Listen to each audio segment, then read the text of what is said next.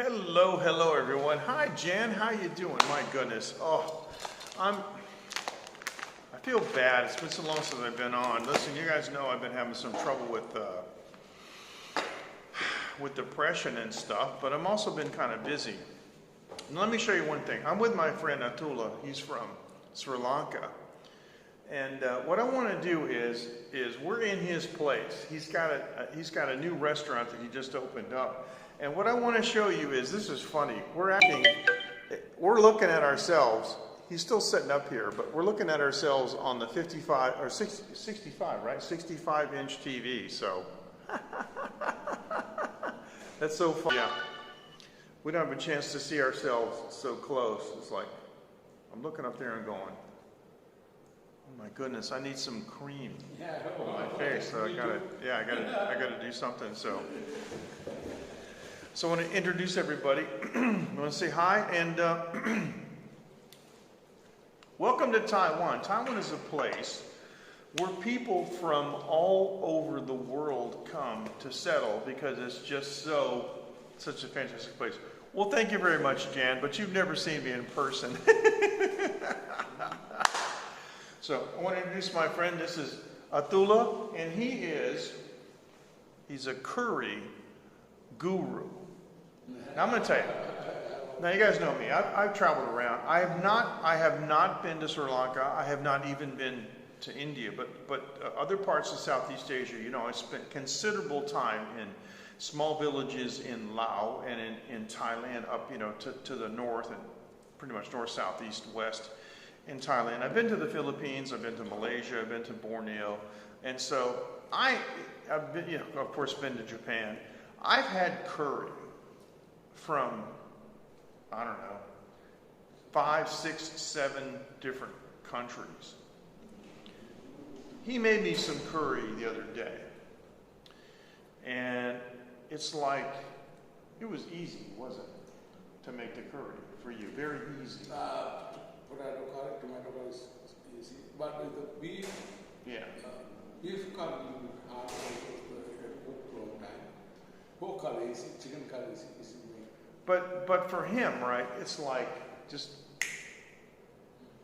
he gave me some curry tonight, and this is the pork one you gave me tonight. I give pork and potatoes today. With some potatoes.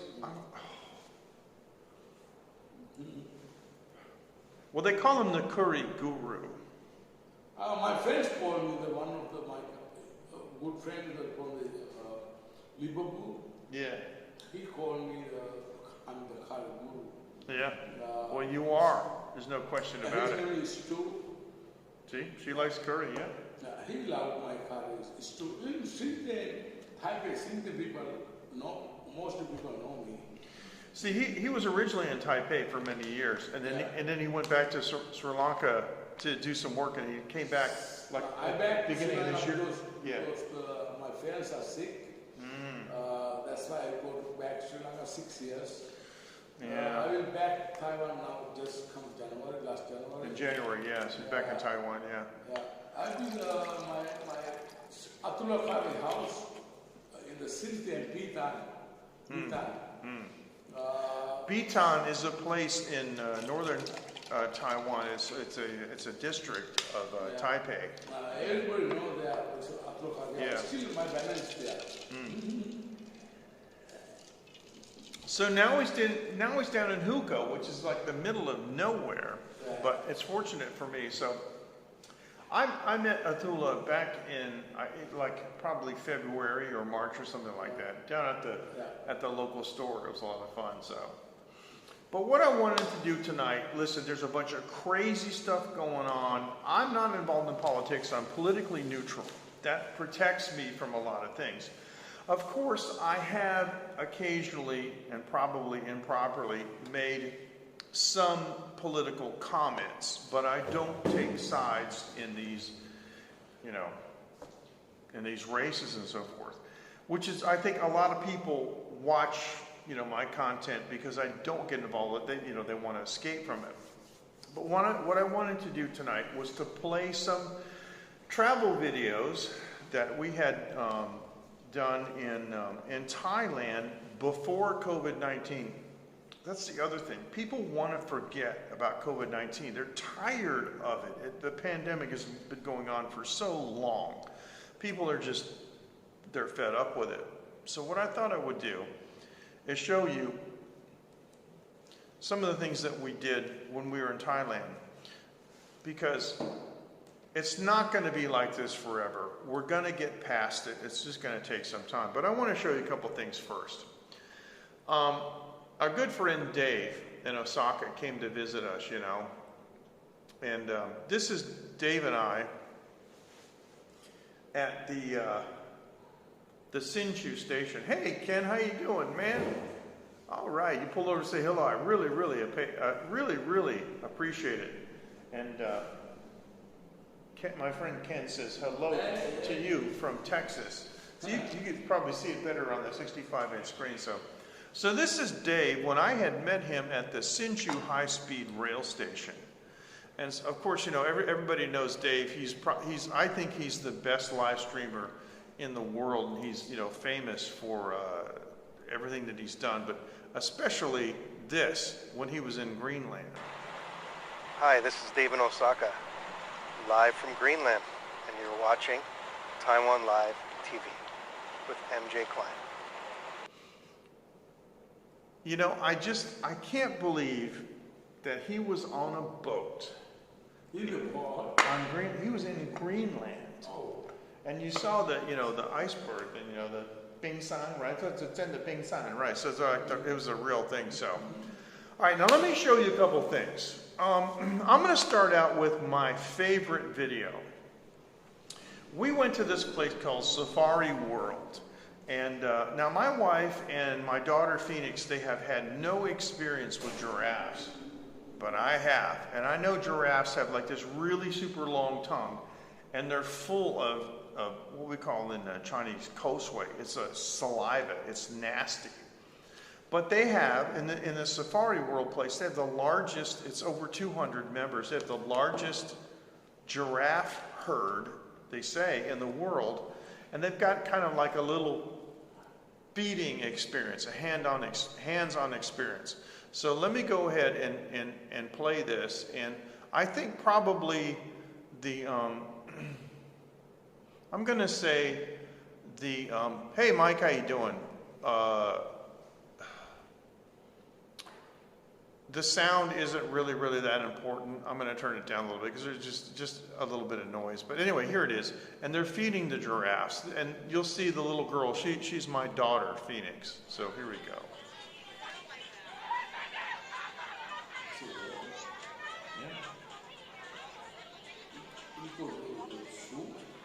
This is in Thailand, yeah. In Bangkok, yeah. At the Safari World, they call it.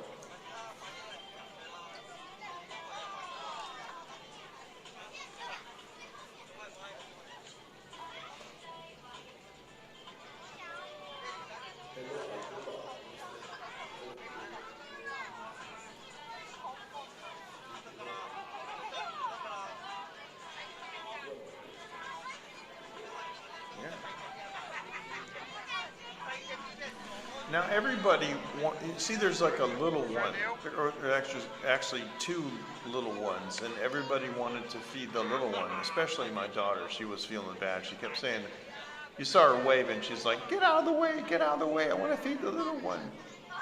They felt bad for the little ones, because the big ones just come in and, you know, they got the longest neck, and they're just, you know, taking over, but hey.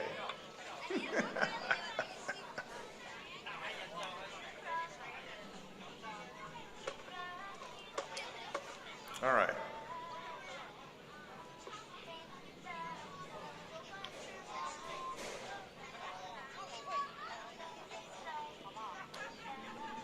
So this was a fun time. Now they're carrots and other vegetables. Thank you. Thank you, Jen. I think she's cute. Of course, because, you know, her dad and stuff.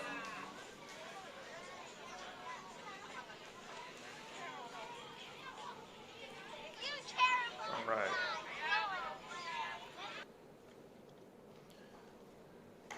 Now, a lot of people can't figure out how come somebody that looks as ugly as I do can have such a beautiful daughter, but that's just the amazing thing about DNA. It's a crapshoot, you know. It's just This is my before name. Oh, okay. Really? Yeah. People know that. Wow, this is an old card. This is Athula's curry house. That's his old card when he was in Taipei. So that's cool, man. Yeah, in Xindian, yeah. That's really cool. So you can look him up. You guys, you know, later on you can freeze that. You can look him up. He's quite famous in Taipei a number of years ago. Now, for those of you who know me, one of the things that I love is archaeological sites. And what I wanted to do was show you just a little bit. I'm planning a stream later on where I'm going to show you a number of archaeological sites that we went in the old kingdom of Siam, the old capital. And let me just play this for you, and it'll whet your appetite. Hopefully, it'll make you want to visit archaeological sites. Here we go.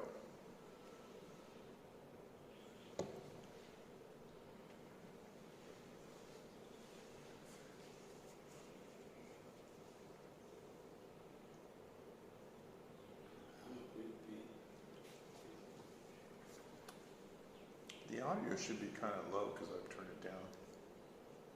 Do we? Yeah. See, we're talking over it, so that's what I wanted to do. Yeah, I turned. I'm going to open the Philippine, I think. Now we can start. Yeah, we can talk about it.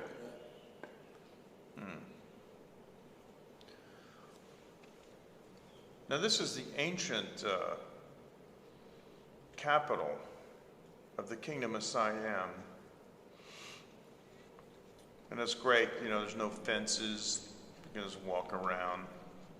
You don't have to take off your shoes or anything, and it's really cool. And like some of these famous places like Angkor Temple, or Bat means temple, you know, usually there's like thousands of people around, but in this place there wasn't much. Now I know I'm going kind of fast. I'm just kind of trying to document it, you know, and show the construction. You can always go back and slow it down. I got some other videos for you too from Bangkok. We'll get to those in a second.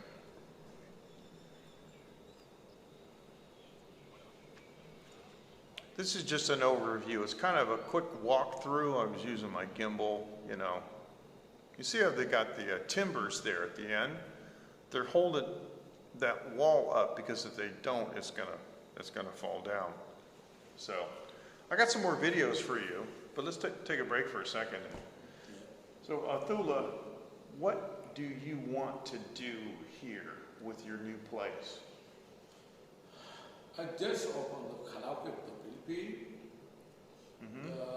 but my main thing is I'm going to my car introduce the Filipinos.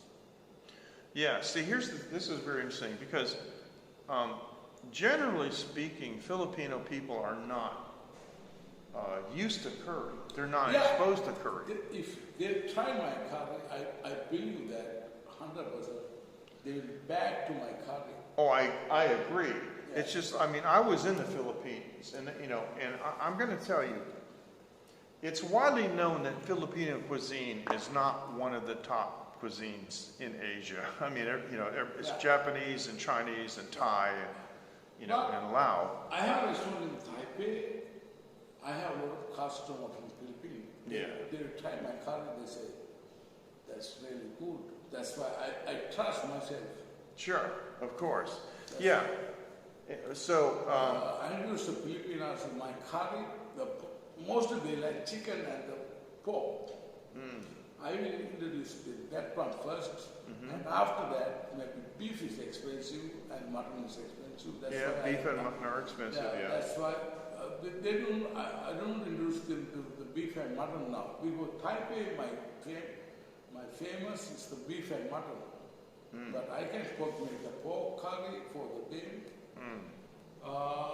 chicken curry for first, and after that. Hi, Dean.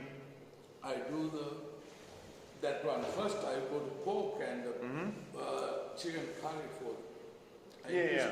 Yeah. I try my best. I can do. I know. Because nobody.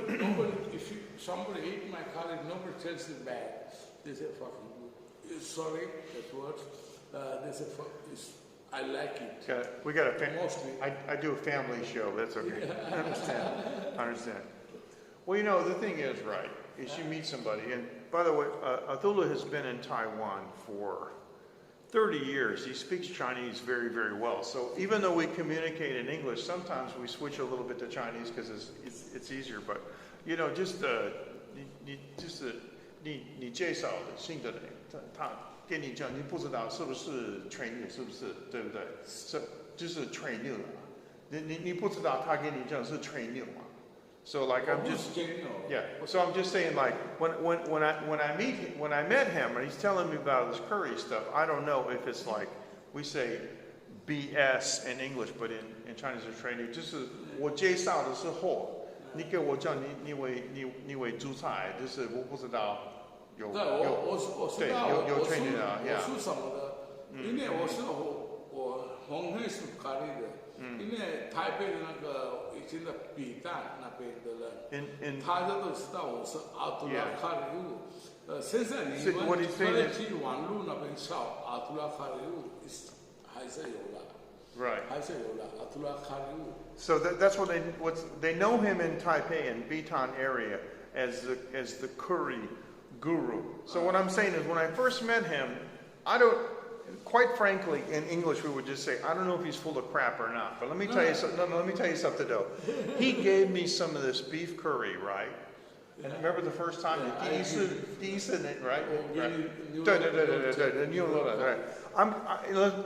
Like I said, I've had curry in several countries, you know, and there is definitely a distinction between, you know, the different kinds of curry. And I don't know anything about Sri Lanka except one thing. The only thing I know about Sri Lanka, I got here in my bag, is that I love Sri Lankan cinnamon, and I use it in my rum. But I know that Sri Lanka is a spice country, and it at one time was a very, very rich country with lots of spices. And so when he was saying that he knew how to cook curry, I'm like, okay, I can change the colors. Okay, I can that's change cool. The flavors. No, don't change it, man. No, I know what to do the curry. Well, I know you do. Yeah, I can make any curry powder. I can mix it, and after I come to my flavor, I know what to do with all the flavors. Yeah. That's why I don't need to sometimes I don't have this one, but I know how to cook for the people. See, that's the thing. That's the thing. A real chef can make his own or her own flavors. Yeah. And he has all kinds of curry powders here, and some of them are from India too. Some Indian. Because the coronavirus, that's why. Yeah. See, with the coronavirus, he was going to go back to Sri Lanka and get several hundred kilos of different curry spices, but he can't go back and get them. But I make it myself to make I know how to do that. Yes. I make back to Sri Lankan flavors. And in front of your restaurant, he has a small garden outside, a bunch of different plants that he's growing. It's all spices. Yeah, curry leaf,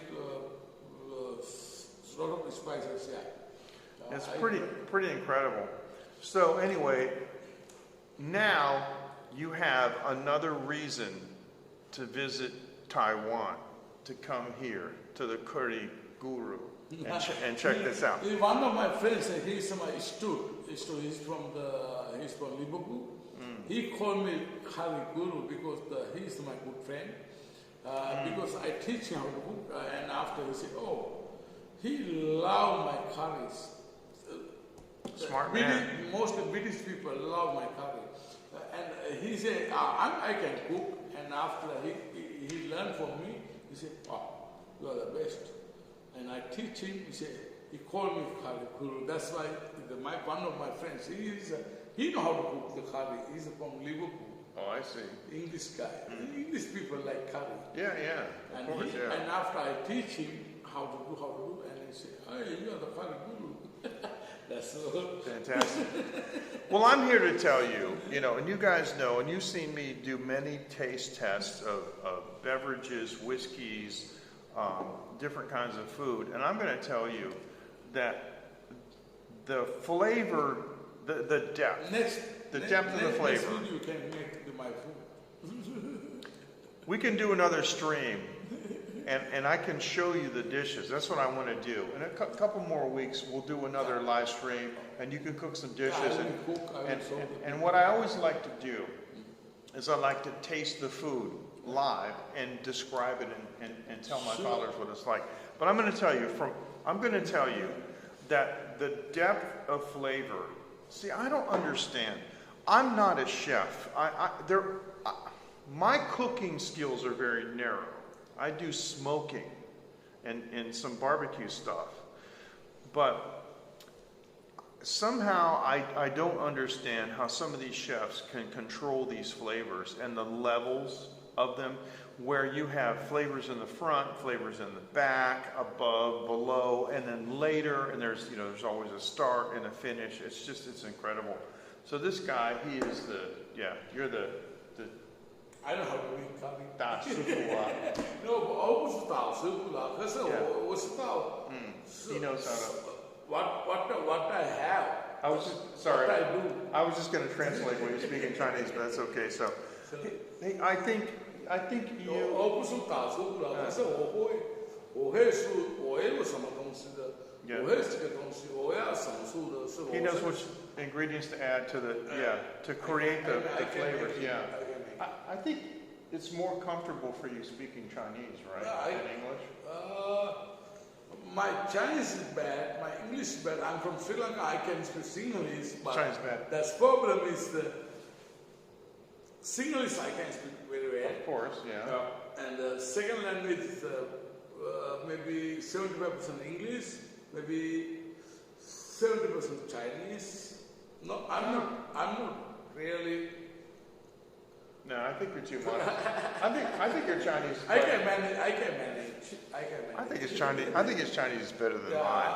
我会中文，可是我的中文是不是我的会不大好了。Yeah, he's saying that he's comfortable speaking it. So yeah, 你住在这边3-4年多。可是30年多了，我说 Since you're 30 years. 我说有的时候是外国人。Oh, he's been outside sometimes. Yeah, yeah. I go back Sri Lanka last 5-6 years. I didn't speak Chinese. I didn't English last 6 years. So the last 6 years, no English and no Chinese. Yeah, No so kind of. Chinese. Yeah, I know what you mean. Because the thing is, the funny thing is if I went to the States back in 2018 just for 4 days. I stayed in the States. Of course, the whole thing took me a week with travel time. I came back to Taiwan. I was like, I forgot to speak Chinese because I didn't speak any Chinese in America at all in the States. Yeah, so he did forget some of it, but anyway. All right, so look. English is normally coming. It's okay. I can manage, but I'm not English people. I'm from Sri Lanka, but. I can manage. I never forget. I can manage everything. I can manage English. I can my friends. I can talk with them. But some hard words I can understand sometimes. I have to sorry what to say again. Like Sure. Blah, blah, blah, Sure. Yeah. But a lot of Sri Lankan people can speak English. Mostly Sri Lanka, they study, they have knowledge. Yes, Because yes. I never studied English in Sri Lanka. I learned English in Taiwan. Really? Yeah. But that's because you're like me. You're a little bit older. I think all the young people now in Sri Lanka They speak English. Yeah. I learned from the Taiwan because I have a lot of foreign friends. That's why I learned English. in Sri Lanka, I didn't speak English because I'm poor family. We don't have that chance. I didn't go to the education to higher education school, private school. I understand. Yeah, that's why I learned from Taiwan for the foreigners. With my friends, I learned English myself. That's pretty good, man. That's pretty good. That's true. That's true. I don't know. I'm from Sri Lanka. I can speak English. No, I learned from Taiwan. It's with my foreign friends. Excellent. I think, man, I think that's really cool. Yeah? It's really cool. So I want to say hi to everybody on all the different platforms. We've got quite a number of people watching us on Periscope now. Before we go any further, I just want to say thank you to my sponsor here, ivideo.com.tw, and they've been providing me with internet services. Right now we're connected with their Wi-Fi box. It's a fantastic deal.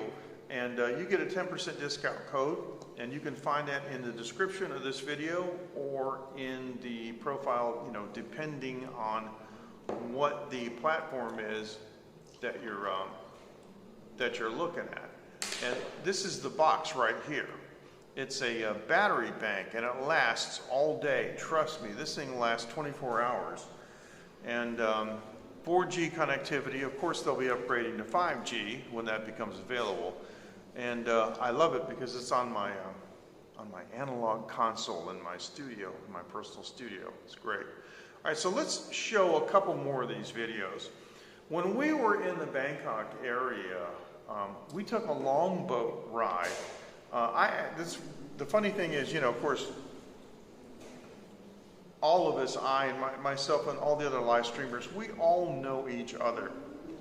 So when I'm in Thailand, I'm messaging Dave in Osaka, and I'm asking him about his opinion of certain floating markets. My wife really wanted to go to some floating markets. Now, there are a couple of them, and the problem is the scene is always changing. These markets are dying. People are not supporting them like they used to, and so day by day, it may not be what you think it is. And so I ran a couple things by Dave. And we ended up going to this place. It was really cool, and I can't think of the name of it right this second. But we did do a long-tail boat ride, and I did live stream that long-tail boat ride. But the cool thing is what happened was with the long-tail boat ride, we were getting ready to dock, and so I ended my live stream. So there's about 3.5 minutes or so of video that I shot after the live stream that show us going up to the dock and stuff, and I want to show that to you right now. So here's what I got to do. The first thing I have to do is I have to kill my I got to kill my microphone so the so the audio will play correctly, and then I'll turn the microphone back on in a second. So let me go ahead and turn the mic off. Okay, microphone off.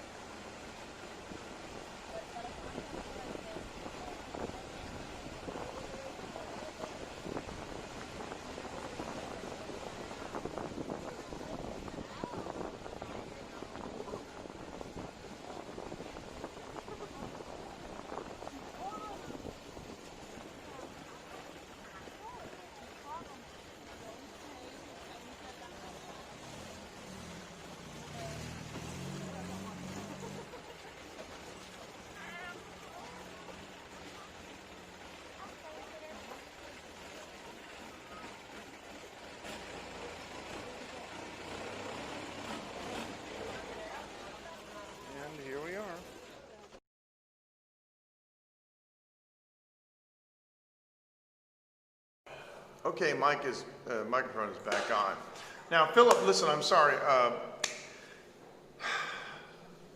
I apologize. The frog legs, that sounds fantastic. And we have frog here in Taiwan. It's funny thing of it is, we call it field chicken. It's tianji. It's kind of funny. But yeah, I would love to see that. And you know what? We do have a line group for the late night show. And let me do this. I'm going to post our email. If you would like to join us on our line group, LINE, that's the name of a South Korean-based app. It's taken the world by surprise. Thank you. And so, yeah, taking the world by storm. Send me an email, latenight@taiwanlive.tv, and I'll send you an invitation. It's a great group of friends, and all your favorite live streamers are there. So, yeah. Jan, thank you. I appreciate it. Wow, Jan, you're going back and forth between Periscope and YouTube. That's cool. So they do sometimes, Mike. But what they can do is they can just simply raise it up. You know, it's pretty easy to just raise it up and shake it loose. You know. It's amazing. It'll be like a huge V8 car engine, and it's on a gimbal, and it's perfectly balanced because they're holding a shaft, and the shaft has, you know, the throttle on it, and it's just a matter with one hand. This huge engine is balanced, kind of like you've seen stone doors in some of these megalithic structures, where you can just take your finger and push it because it's perfectly balanced. Now, you won't believe some of the stuff I got to show you. So we got quite a number of things here. We may not get to all of them, but that's okay. Now, let me go up here because I'm looking here. I want to do something. When I was in Chiang Rai, we say Chiang Rai in Chinese. That's the very northern section of Thailand. And I took it's 16 seconds. I just took a quick video of the rice field near Dr. Sue's home. We were staying in Dr. Sue's home, and I was in the back of Dr. Sue's home just looking out. I just want you to see how unbelievably serene this is. Look at this.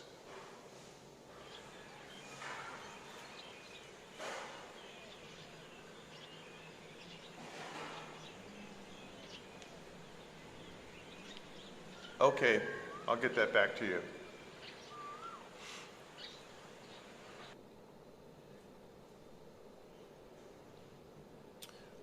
Okay, here you go, Jan. Late night at taiwanlive.tv. The bottom. Late night at Taiwan TV. That's how you can reach us. And Jan, we'd love to have you and anyone else who's nice. Now, it was open to the public, and we did have a number of unscrupulous men who were cruising for chicks. And the one thing that I can't stand, I mean, you know, wherever I'm at, whatever I'm doing, you know, that's a safe space. It doesn't matter who you are, what you are. I mean, you get what I'm saying. I just can't stand that. So, the late night group, it's a good place to be. And I don't tolerate any of that kind of stuff with people coming in there and bothering the ladies in the late night group. So they're kind of like my sisters, is how I feel about it, you know. That's how I feel about them. All right, now, I'm going to play some stuff here. And I brought my shortwave radio to Chiang Rai because I knew it was out in the middle of nowhere.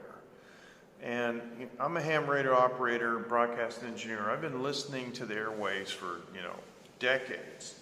And I knew I could receive some cool stuff. So I put my long wire antenna out, and I used my Sanjian, that's a Taiwan brand, excuse me, portable shortwave radio. And I remember I shot 2 videos with my mobile phone, and they were kind of interesting.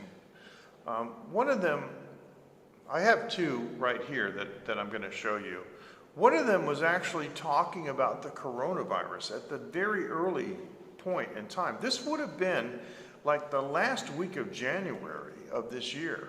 And so, before I do this, I'm going to mute my mic. I'm going to show you one shortwave radio video and another shortwave radio video. So for whatever they are, one is 1 minute and 41 seconds long. The other is 1 minute and 53 seconds long. They're not like huge, but you'll get to hear what it's like to listen to shortwave radio, because not a lot of people these days like shortwave radio or are used to it because it's just not super popular. But for me it is. It always has been. Let me mute my microphone, and we're just going to play these back to back. I won't come back and comment. We'll just go ahead and play them back to back. So my microphone is muted now.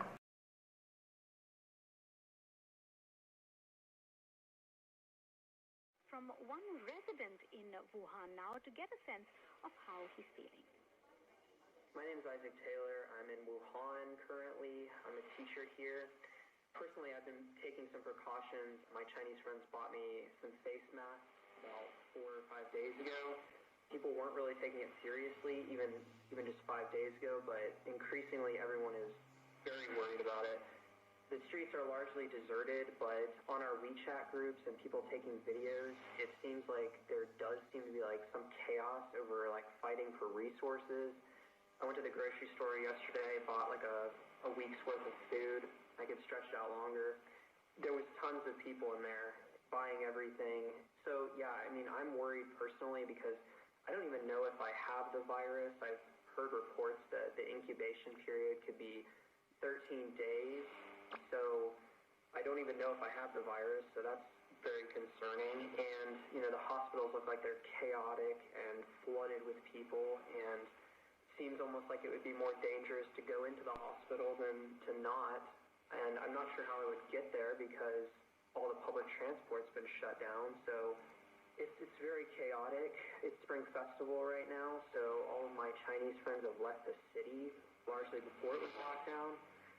So, yeah, it's concerning because the information on state media doesn't seem like it's accurate. The Western media and our WeChat groups seem to suggest a different reality. So we really just don't know what's going on, and it's very concerning. That was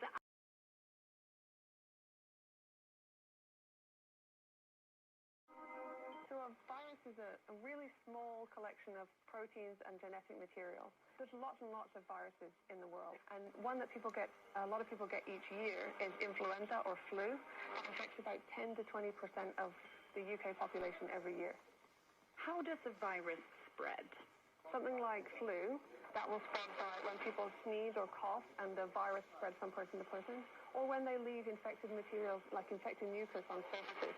That's why it's really important to wash your hands. There's other viruses that are spread by direct contact when people hug or kiss, and then there's other viruses that are spread by sexual contact, such as HIV. We're hearing words like epidemic, pandemic, endemic being thrown around, but what do they all mean? Let's work backwards. An endemic infection is an infection that's present in an area all year round, all the time, from year to year. So that might be something like chickenpox in the UK, which happens every year. Or in parts of Africa, malaria is an endemic infection. So an epidemic is when you see an increase of cases followed by a peak and then a decrease. So we see an epidemic of flu every year in the UK when you start to see an increase of cases in the autumn and winter, a peak, and then the epidemic subsides. A pandemic is an epidemic that happens all around the world approximately at the same time. So in 2009, we had a pandemic of influenza that started in Mexico, and then that epidemic reached around the world and caused a pandemic of flu. How does a pandemic spread? People will travel around the world, and if it's possible for that infection to be sustained in the places that it reaches, then we'll get a pandemic. Is the world prepared for a pandemic? The world is more prepared than it's ever been before, and scientists, countries, public health agencies like the WHO work closely together to make sure that we are as ready as we can be if there is a new pandemic.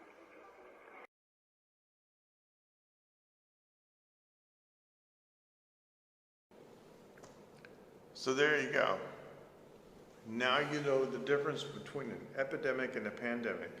And remember, I recorded that video in January. You can learn a lot from shortwave radio. That's why I love it so much. Yeah, that was pretty amazing. When I was listening, at that time, we didn't know, when we were in Thailand, we didn't know that, COVID-19 was going to be a thing like it was.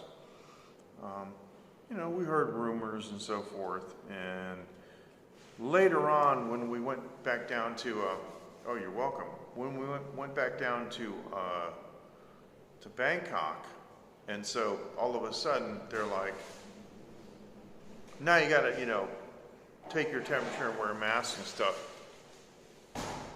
Is shortwave cool, or is it cool? And the thing is, right? I mean, you can get a really kick butt, unbelievable shortwave radio for like $200, and you just tune. It's free. You just tune all the bands. And what I used to do was, hey Casey, how you doing? Fist bump to you. It's funny you call it by my real name. Everybody knows me as MJ, but yeah. The thing is you can tune into all these countries and get direct information, from them. So, Sue me, how are you? How's everything? Fist bump to you. I fist bump the ladies equally with the men. Sue me, how's your mom doing? Hope she's okay. All right. Now, I realize I have actually more videos prepared than I think I have time to show. There's some that I'm going to save for the next episode. But we were in Chiang Rai, which is right at the very top of Thailand. There's a juncture there. They call it the Golden Triangle. And the Golden Triangle is between Thailand and Myanmar and China. And if you've ever wondered what it looks like up there, right at that place, well, I got a video to show you. So let me mute. Well, actually, you know what? Now, there's no, okay, I'm not going to mute my mic because there's no significant audio on this. In fact, I'm going to mute the audio on this video so I can do commentary over it. Now, one of the things you got to understand, when I'm walking around and I'm shooting video and I see like a couple walking towards me, I'm not going to like feature them. I'll look around because I believe in privacy. I mean, yeah, you're out in the public and you do have the right to, video things and photograph stuff in public, but I don't want to make people uncomfortable. So in this video, you'll see a couple times where people are approaching and the camera is right on it, and all of a sudden, for some weird reason, the camera goes away. It's because I don't really want to feature those people. So let me do this. I'm going to set this up. I'm going to turn the video off. And this is at the Jinsanjiao. This is at the Golden Triangle at here up in the top of Chiang Rai, and at the confluence where the Mekong and the other rivers meet, and it's China, Myanmar, and Thailand. KC, a lot of bad things happen. Well, nothing happened up here that was bad. It was all good. So here we go.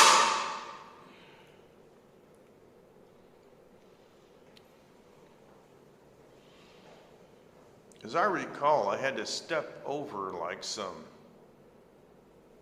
wood trash or something that was on the ground, but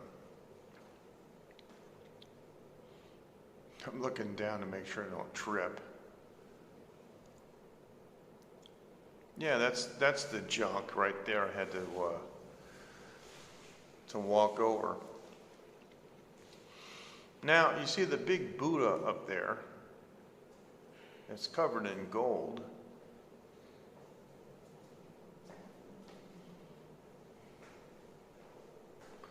That's kind of a typical gateway.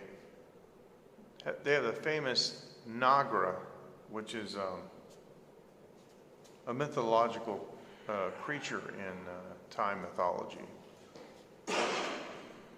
Naga, Nagra is a recorder. Naga.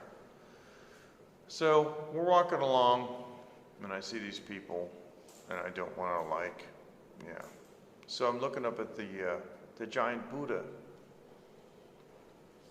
And the parasol there is pretty cool. But look at how ornate this is. This really looks nice. Yeah, I'm moving out of the way for her.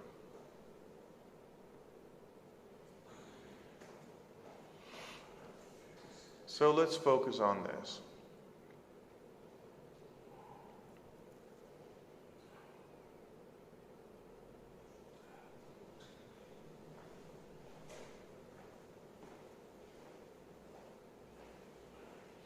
Welcome to AEC, and that's an association of all those countries. And maybe I should have paused.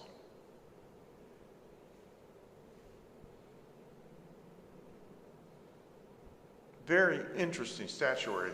But down at the end, okay, thanks. I appreciate it, Jan. Now down at the end, they got these 3 golden Buddhas, and there's a guy up here, he's like washing them. See that? That's the end of the video, but there he is. He's washing the, yeah, no, he's washing the Buddha, so I just thought that was like pretty cool. So, yeah, it was my my daughter's winter break from school, and that was before the pandemic hit, and that was in the last, the 4th week in January, and then we came back on February the 2nd, and when we were in Bangkok, we actually, the first part, we're there for 2 weeks. The first week we were in Chiang Rai up in the north, then we went to the Bangkok area, right, for the 2nd week, and that's when it hit the fan. And we were going to the hotel, and suddenly one day, sign appeared, gotta have your temperature check, gotta wear a mask, and so. It's pretty interesting because, see, I used to go to Thailand a lot. I've been going to Thailand since 2004. Dave and I talked about this. We've been to a lot of the same places. But in the intervening years, China has added, it was a lot of fun. China has added, 500,000 or more, no, I don't know how many million people, but they've added them to the middle class. And so I would be in the elevator, and the whole day I could just speak Chinese if I wanted to at the hotel. And I heard all these accents everywhere, and they would freak out if I would look at them and say, I'd be in the elevator, what floor would you like? And I'd press the button. It would take about 10 seconds to register, but they kind of freak out. But a couple times you'd hear some Taiwanese accents, but it's almost always Chinese, and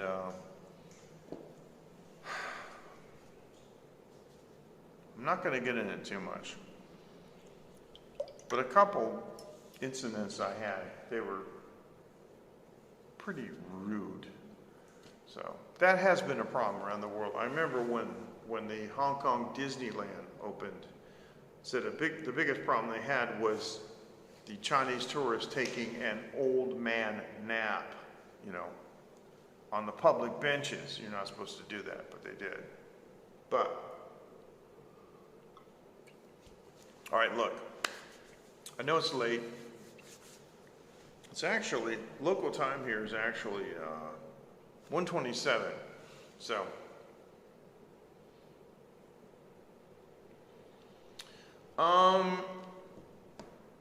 You mean they're rude? No, okay. No, I'm just saying they're rude because of what they do. They don't understand lining up for things. Like my daughter would be almost at like some attraction. She would be like 3 steps away, and some Chinese kids would just run in and just like block her. And so, because the parents speak Chinese, I would say stuff to them like, I would say stuff to my daughter like, never mind, and I'm talking in Chinese, never mind, we're Taiwanese. They don't know how to line up. So I'd say, 没关系，我们是台湾人，他们会排队. And then all of a sudden they'd be like, whoa, because they'd never been chastised by a foreigner. And the concept didn't occur to them. I remember there was one, obviously, extremely highly educated Chinese woman, and I heard her speak in English, and she didn't even have an accent, really. I mean, she sounded like an American person, yet her 2, rugrats just jumped in front of my kid. So I understand that she could say, I understood that she knows English. So I told my daughter, I said, education doesn't equal manners. So yeah, that's true. That's true. And when I was in Japan, people were extremely polite, but I don't pull any punches. But I have a very, let me tell you, I have a very high standard for my own daughter. She's not allowed to do things like that. And I chastise her, and I will chastise her in English. I will chastise her in Chinese if it's appropriate, because I'm trying to make a point. But, it's not like, favoritism, one of those, oh, my kid can't do anything wrong kinds of things. But, all right, let me do this. This is live TV, and quite frankly, I gotta go to the men's room. There is a video that I want to show you. It's a fantastic video. If you guys like aquariums, it's from the Bangkok Aquarium. I shot it with my I shot the video with my gimbal, and what I'd like to do is just go ahead, turn my microphone off, and run it and let you watch that. So. Oh, he did. Oh, that's too bad. Yes, I remember Alistair Beck. And nobody knew he was 80 years old. Yeah, that guy had like integrity. He was the man. Talk about the perfect host for a show. Wow. I could only be so good as like 25% of him. Gene Rayburn was another one of my favorites on the Match Game. But let me go ahead and play this, and I'll take my opportunity to scoot to the men's room. Let me turn off my video, and I'm going to show you this. Excuse me. Let me turn off my microphone, and I'll show you this incredible video. It starts out going through a tunnel, and you'll see this really, it's crazy. It's a sawfish. This thing is huge. So I spend a little time on the sawfish, and then I go into the main room, and there's this huge area. And it's basically circular, and there's windows on both sides. So I'm going to show that to you, and I hope you enjoy these aquariums, because I think you're going to like this. So let me go ahead, and I will mute. Hang on, sorry. I will mute my microphone now.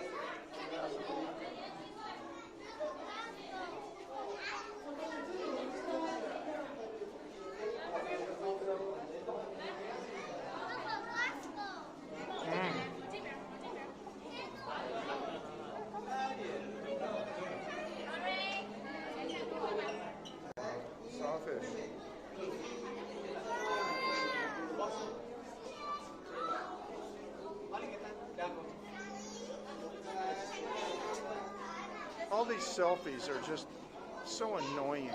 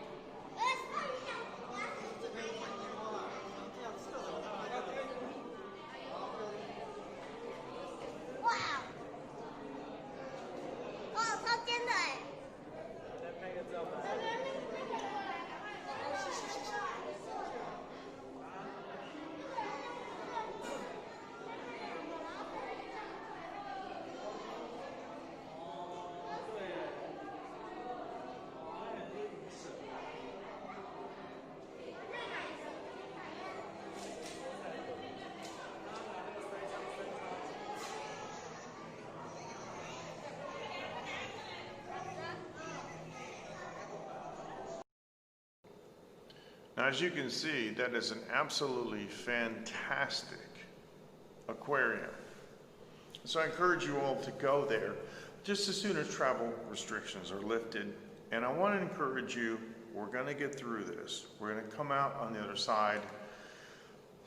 Unfortunately, my take on it is going to be another 1.5 years or 2 years before we completely get through this. But Taiwan and some other countries are now doing human trials on a vaccine. So we are going to have a vaccine pretty soon. All right. It's late here. Oh, it's almost, oh, my wife's going to kill me. It's 1:45. But you husbands, how many of you guys could be out drinking with a Sri Lankan guy here at a place and not have your wife call you and go, hey, where the heck are you? So she trusts me because I never give her any reason not to, and that's the key. Security in the marriage, #1 priority. Guys, take care. Thank you so much. I love all of you. I miss you. I've been depressed, but I'm not coming on and doing like a dark scope. I'm not coming on and doing like a meltdown. It doesn't do anybody any good. I just kind of go quiet and I work on my studio. But the good thing is, I actually have some really cool new material. Now, I haven't released any of it yet, but I'm going to soon. Thanks so much for joining. Always a pleasure. And before I do anything else, I just want to say, Matthew, I'm sorry. I'm an idiot because I didn't recognize your new username. Thank you, Jan. I appreciate it. And I appreciate your loyalty so much.